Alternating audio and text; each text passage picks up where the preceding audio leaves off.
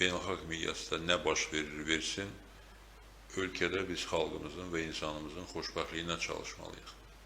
Yəni bu saatı uşaq pulu vermək hansı xarici problemdən asılıdır ki? Bu hakimiyyətin iradəsi lazımdır ki, bu qərar qəbul edilsin. Yəni sadəcə olaraq son dövrün demoqrafik rəqəmlərinə bir baxsınlar. Gürcüstanda 2023-cü ildə, səhv eləmirəmsə 2023-cü ilə aiddir, əhalinin artımı yox, azalması müşahidə olunur.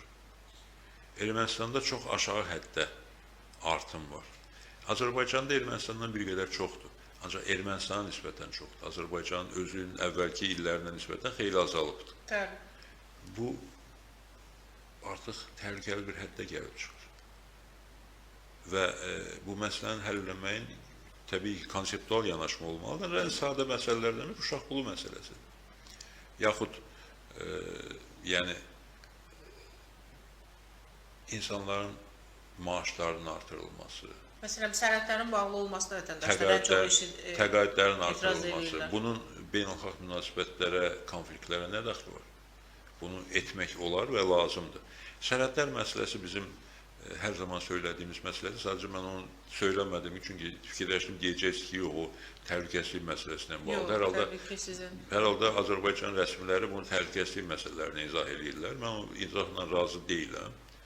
Yəni, mən hesab edirəm ki, o sərhədlərin qapalı qalması xalqa ciddi bir zərbədir, xüsusən sərhəd bölgəsində yaşayan insanlarımız və həm Gürcüstanda yaşayan soydaşlarımız, həm Rusiyada olan soydaşlarımız üçün böyük bir problemdir. O problem həll olunmalıdır. Bunun təhlükəsizliyə heç bir dəxli yoxdur. Təhlükəsizlik təkcə quru sərhədində deyil, hava sərhədində də var və təhlükə törədən qüvvələr gəlmək istəyirlərsə yolunu tapıb gələcəklər, gizli gələcəklər, hava ilə gələcəklər və s.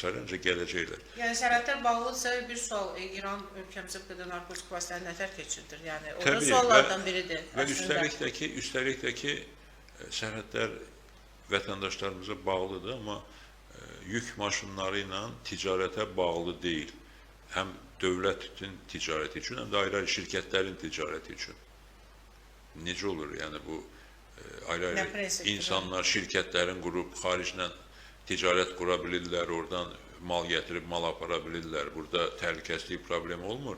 Ancaq sıravi bir vətəndaşımız gedib Borçalıda tutaq ki, qohum-əqrabasını, doğma yurdunu görüb geri qaydanda, xeyrinə, şərinə qatılanda, istər buradan Borçalıya, istər Gürcüstandan bura gəlib gedəndə bu təhlükəsizliyə təhdid olur, problem olur. Bu inandırıcı deyil və heç kim də buna inanmır. Bunu hakimiyyətdəkilər bilməlidirlər. Dövlət başçısı da bilməlidir, hər kəs də bilməlidir ki, onların bu izahatları insanları inandırmır. Və belə onlarla məsələlər var ki, onları həll etmək xarici problemlərlə heç bir şəkildə birbaşa ən azı bağlı deyil.